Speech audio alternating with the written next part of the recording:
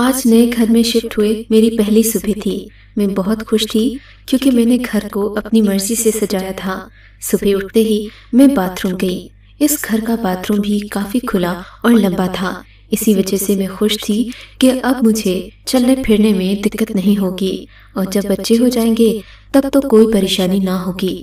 میں اپنے شوہر کی شکر گزار تھی جنہوں نے ہمیں نئے گھر میں لانے کے لیے دن رات محنت کی۔ مگر میں صبح اٹھ کر واش روم گئی تو یہ دیکھ کر میری حیرت کی انتہا نہ رہی کہ باتھ روم سے تولیہ، صابن اور دوسری تیسری چیزیں غائب تھیں۔ یہ دیکھ کر مجھے کافی پریشانی ہوئی، کہیں اس گھر کے آس پاس کوئی اور لوگ تو نہیں رہتے جو اپنے پڑوسیوں کی چیزیں چرا لیتے ہوں۔ میں نے دل میں سوچا، مگر ہمارا گھر بالکل بند اور محفوظ تھا۔ چھت کی طرف سے بھی کوئی کھلا دروازہ نہیں تھا جس سے کوئی آ کر سکے۔ خیر میں نے ماں جی کو بتایا، وہ کہنے لگی کہ اس بارے میں انہیں بھی کوئی معلومات نہیں۔ ہم دونوں کافی دیر بیٹھے اس بات پر سوچتے رہے، مگر کوئی بات سمجھ میں نہ آئی۔ وہ دن تو بات آئی گئی ہو گئی، لیکن جب اگلے دن بھی ایسا ہی ہوا تو مجھے سخت غصہ آیا۔ ہمارے گھر میں ایک کام والی آتی تھی جس کا نام پروین تھا۔ اس کی عمر کوئی 30-32 سال کے قریب ہوگی۔ مجھے اب پروین پر شک جا رہا تھا کہ ہو نہ ہو صابن اور تولیہ چوری کرنے کے لیے پروین کے علاوہ اور کوئی نہیں ہو سکتا۔ میں نے اپنے کمرے میں بلا کر پروین سے پوچھا تو وہ الٹا رونے لگ گئی، بولی آپ مجھ پر شک کر رہی ہیں، حالانکہ مجھے ماں جی نے 10 سال سے کام پر رکھا ہوا ہے۔ میری نئی نئی شادی ہوئی تھی کہ یہاں آئی تھی، میں ایسا سوچ بھی نہیں سکتی۔ پروین کی بات سن کر مجھے یقین نہیں آیا۔ اماں جی واقعی اسے بہت اچھا سمجھتی تھیں اور کبھی بھی مجھے اجازت نہ دیتی کہ میں اس سے باز برس کروں، لیکن گھر کے جو حالات چل رہے تھے ان کے پیش نظر پروین پر شک کرنا ایک عام سی بات تھی، کیونکہ میں سوچ رہی تھی کہ جو کام والی آج میرے باتھ روم سے صابن اور تولیہ چرا سکتی ہے وہ کل کو میری الماری سے زیور کیوں نہیں چرا سکتی۔ بس اسی لیے میں نے اس دن پروین کو ڈانٹ کر نوکری سے فارغ کر دیا۔ وہ روتی ہوئی اپنے گھر چلی گئی۔ اماں جی نے بھی مجھے خوب سمجھایا، مگر میں نے کسی کی بات نہیں سنی۔ میں اپنے گھر میں چور ملازموں کو کیسے برداشت کر سکتی تھی؟ پروین کے جانے کے بعد مجھے کچھ سکون ملا کہ شاید اب میرا گھر محفوظ ہے، میری چیزیں چوری نہیں ہوں گی۔ شام کو منیر گھر آئے تو غصے میں تھے، بولے یہ تم نے کیا کیا؟ اماں جی نے مجھے سب بتا دیا ہے۔ کیا کیا ہے میں نے؟ میں چڑھ کر بولی، تم نے پروین کو کام سے نکال دیا، یہ جانتے ہوئے بھی کہ وہ اماں جی کی 10 سال پرانی خادمہ ہے۔ منیر کے اور میرے درمیان اب پروین پر بھی بحث ہو گئی۔ میں نے انہیں کہا کہ پروین نے ہمارے گھر سے صابن اور تولیہ چوری کیا ہے۔ منیر سر پکڑ کر بیٹھ گئے، لو بھلا تم کیا پاگلوں والی باتیں کر رہی ہو؟ بھلا کیسے وہ چوری کر سکتی ہے؟ اور پھر صابن اور تولیہ کچھ چوری کرنے والی چیز ہے؟ اگر کسی نے چوری کرنا بھی ہوگا تو وہ کوئی قیمتی چیز چوری کرے گا۔ صابن تولیہ میں کیا رکھا ہے؟ میرے شوہر نے مجھے سمجھانے کی کوشش کی، مگر مجھے کسی کی بات سمجھ میں نہیں آ رہی تھی۔ اگلے دن سے میں نے سارے گھر کے کام خود کرنا شروع کر دیے، مگر مجھے عجیب سی بے چینی محسوس ہونے لگی۔ میری ساس مجھ سے ناراض تھی، وہ کہتی کہ تم سے اتنا کام نہیں ہوگا، نہ تم میری خدمت کر سکتی ہو جیسا کہ پروین کرتی تھی، بہتر ہے کہ ہم اسے دوبارہ کام۔ اب میں پروین کو کام سے نکال کر پچھتا رہی تھی۔ شکر ہے کہ میں نے اسے دوسری بار کام پر رکھا نہیں تھا۔ اگلے ہی دن جب میں صبح اٹھی تو میرے کمرے سے کافی ساری چیزیں غائب تھیں، جن میں کچھ میک اپ کا سامان، پرفیوم اور کنگھی وغیرہ تھا۔ یہ دیکھ کر میرا تو پارا 7ویں آسمان پر پہنچ گیا۔ میرے دل میں طرح طرح کے شک آنے لگے، کہیں اماں جی ہی میری چیزیں تو نہیں چراتی؟ میں نے دل میں سوچا، مگر پھر ایک خیال یہ بھی آتا کہ میری ساس میری چیزیں چرا کر کیا کریں گی؟ مگر آپ خود ہی سوچیں، جب گھر میں کوئی اور بھی نہ ہو تو ایسی صورت میں انسان کا شک کسی پر بھی جا سکتا ہے۔ اب میں نے اپنی ساس کی نگرانی کرنے کی ٹھان لی، سوچ لیا کہ میرے کمرے سے کوئی بھی چیز چوری ہوگی تو میں اس کا حساب خود رکھوں گی، ہر طرف نظر رکھوں گی۔ آخر کسی دن تو مجھے پتا چل ہی جائے گا کہ میری چیزیں کون چوری کرتا ہے۔ اب تو میرا شوہر مجھ پر شک کرنے لگ گیا تھا، کیونکہ گھر سے چیزیں غائب ہونے کی وجہ سے ہمارے گھر کے نظم و ضبط میں کافی تبدیلی آ گئی تھی۔ اب نہ کوئی چیز جگہ پر ملتی اور نہ گھر میں وہ نظم و ضبط رہا تھا۔ ہر وقت عجیب بے چینی سی رہتی، کوئی نہ کوئی چیز روزانہ گم ہو جاتی۔ آخر تنگ آ کر میں خاموش ہو گئی۔ सोच लिया कि जिंदगी से समझौता कर लूंगी, मगर अपनी सास से उलझना छोड़ दूंगी। ऐसा ना हो कि मैं अपना घर खराब कर बैठूं।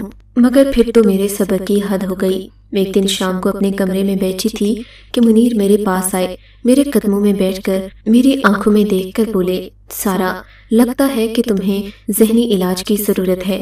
तुम तो दिन ब दिन पागल होती जा रही हो। पहले तुमने चीख चीख कर आसमान सर पर उठा रखा था, और अब ये पागलों वाली खामोशी। लगता है कि तुम्हें कोई असर हो गया है। तुम्हें तो डॉक्टर के पास ले जाना बहुत जरूरी है। मैं उनकी बात सुनकर हैरान रह गए। मुनीर, आप ये कैसी बातें कर रहे हैं? मुझे भला डॉक्टर की क्या जरूरत है? आम हालात में भी गुस्सा हर किसी को आ जाता है। इसका ये मतलब तो नहीं कि वो जहनी मरीज हैं। मेरी बात पर मुनीर ने मुझे और तहम्मुल से समझाना शुरू कर दिया। सारा, समझने की कोशिश करो। तुम्हारी हालत आम इंसानों जैसी नहीं है, बल्कि तुम पागल होती जा रही हो। इससे पहले कि तुम्हारा जहनी तवाज़ुन उलट जाए, मैं तुम्हें डॉक्टर के पास ले जाता हूँ ताकि वो तुम्हारा इलाज करें और तुम्हारी बीमारी बढ़ ना पाए। मैं तुम्हें कल सुबह ले जाऊंगा। और फिर मेरे लाख इनकार के बावजूद सुबह उठते ही मुनीर ने मुझे तैयार होने का हुक्म दिया।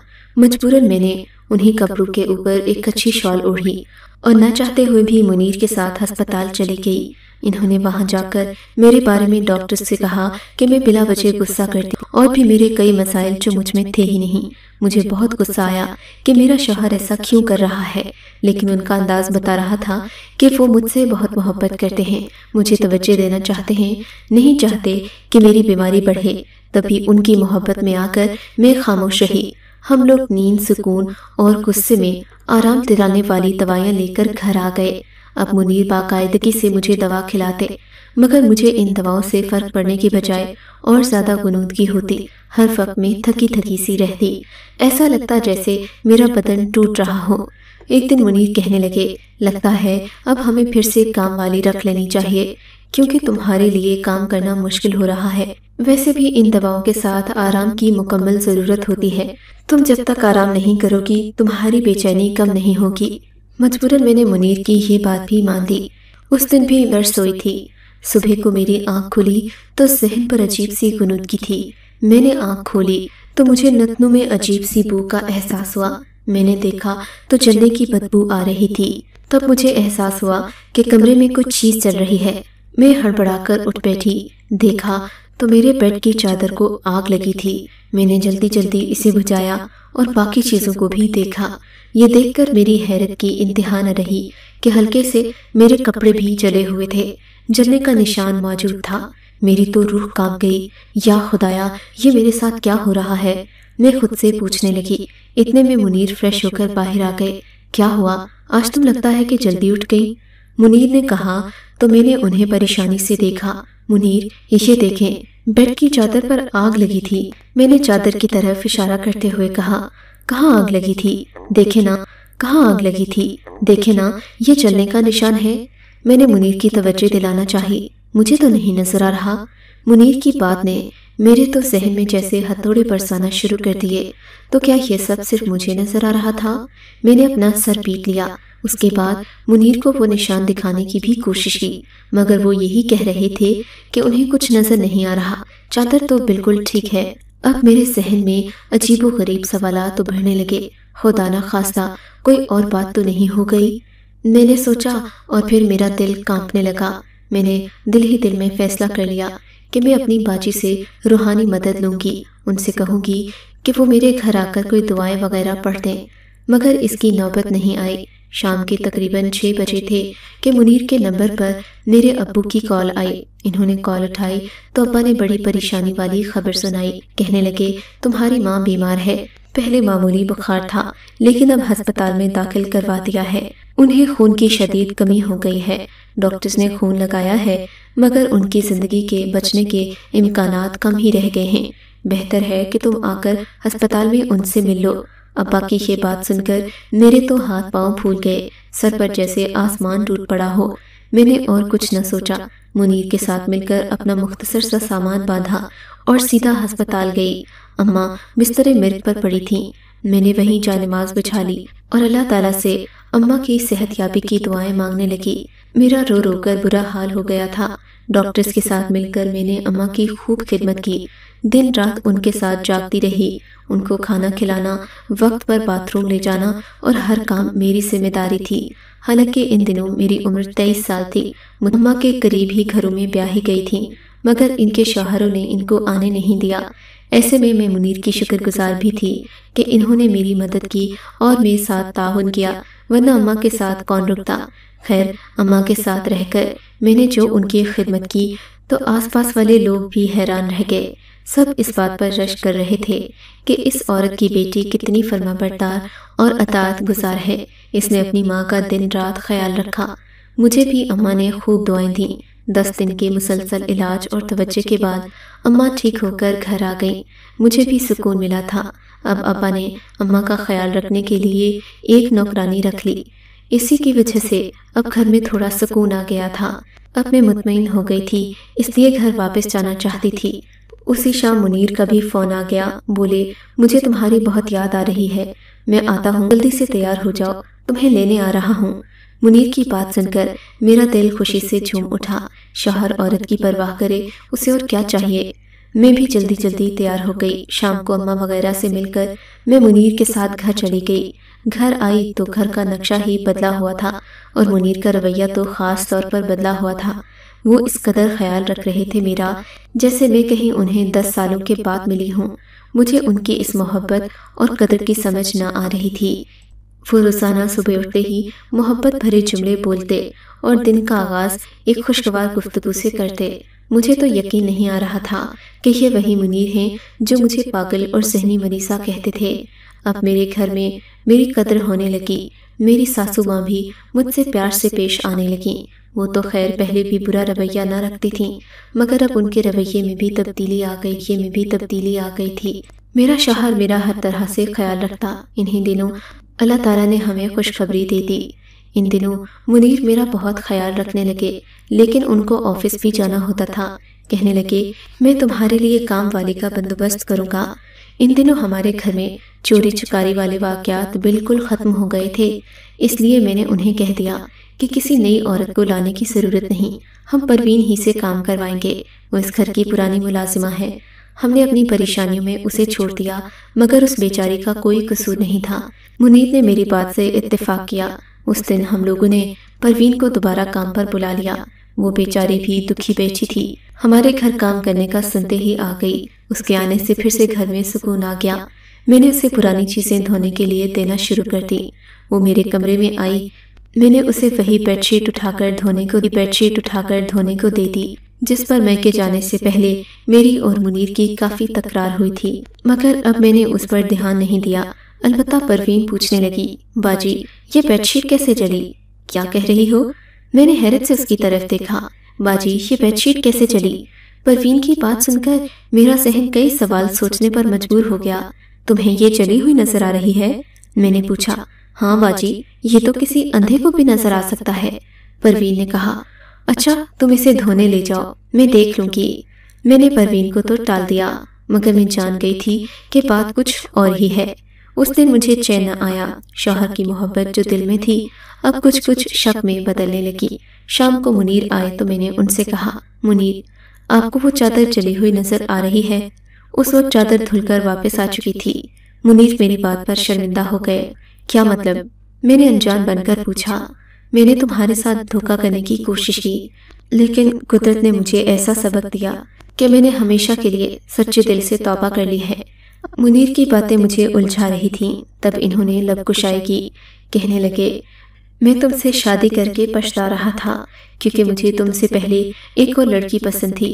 उसका नाम शाइस्ता था, मगर शाइस्ता ने मुझसे धोखा किया और मुझे छोड़कर चली गई। तब मैंने इंतकामन तुमसे शादी कर ली, मगर फिर मुझे ये एहसास हुआ कि मैंने गलती कर दी, क्योंकि शाइस्ता 2 महीने बाद मेरी जिंदगी में वापस आ गई थी। अब वो मुझे दिन रात कहने लगी कि मैं अपनी बीवी को तलाक दे दूं और उससे शादी कर लूं, मगर मेरे पास तुम्हें छोड़ने का भी कोई बहाना नहीं था। तब मैंने शाइस्ता से कहा कि वो मुझे थोड़ा वक्त दे दे। उस वक्त में मैंने मंसूबा बनाया कि तुमसे कैसे छुटकारा हासिल करूं। मेरे जहन में सोचने के बाद एक ही तरकीब आई कि मैं तुम्हें ज़हनी मरीज़ा बना दूं اور تمہیں اس قدر نفسیاتی دباؤ میں لے آؤں کہ تم مجھے خود ہی چھوڑ دو۔ بس یہی سوچ کر میں نے تمہیں پاگل دکھانے کی، تمہیں تمہاری نظروں میں مریض بنانے کی بھرپور کوشش کی، مگر تم نے صبر کیا، اور اس درمیان میں تم اپنی اماں کے پاس چلی گئی، تم نے ان کی خدمت کی۔ شاید تمہاری ماں کی دعا نے تمہارے گھر کو اجڑنے سے بچا لیا، کیونکہ تمہارے جانے کے بعد ہی مجھے تمہاری قدر آئی۔ شائستہ میں وہی برائیاں ابھی موجود تھیں جو ہمارے بچھڑنے کی وجہ بنی تھیں، مگر شاید میں بھول گیا تھا کہ انسان کی فطرت کبھی نہیں بدلتی۔ شائستہ واپس تو آ گئی تھی، مگر اس نے اپنی عادت نہ بدلی۔ وہ اور بھی لڑکوں سے باتیں کرتی اور مجھے جلانے کی کوشش کرتی۔ مجھے اس کی یہ بات ہرگز پسند نہیں آئی، اور پھر میں نے تمہیں واپس لانے کا سوچا۔ مجھے تمہاری قدر اس قدر آئی کہ تم سوچ نہیں سکتی۔ تمہیں لگتا ہے کہ اپنی ماں کی دعا ہے جو اللہ تعالیٰ نے تمہارے لیے میرے دل میں اتنی عزت اور محبت ڈال دی۔ منیر کی باتیں سن کر میرا دل چاہا کہ میں انہیں اسی وقت چھوڑ کر اپنے گھر چلی جاؤں۔ جس شخص نے مجھے مارنے تک، میری جان لینے تک کی کوشش کی، میں اس کے ساتھ رہ کر کیا کرتی؟ مگر کہتے ہیں کہ شوہر اگر اپنی غلطی پر شرمندہ ہو جائے تو اسے کبھی نہیں چھوڑنا چاہیے، اسے روک لینا چاہیے کہ ایسے شوہر کے دل پر حکومت کرنا پہلے سے کہیں زیادہ آسان ہو جاتا ہے۔ اور اب میری زندگی میں اسی لیے خوشیوں کی ایسی بہار آئی ہے جو شاید پہلے ممکن نہ تھی۔ سب عورتوں سے یہی کہوں گی کہ وہ اپنی گھریلو زندگی میں صبر کریں، احتیاط سے کام لیں۔ اللہ تعالیٰ ایک دن بازی انہی کے حق میں پلٹ دے گا۔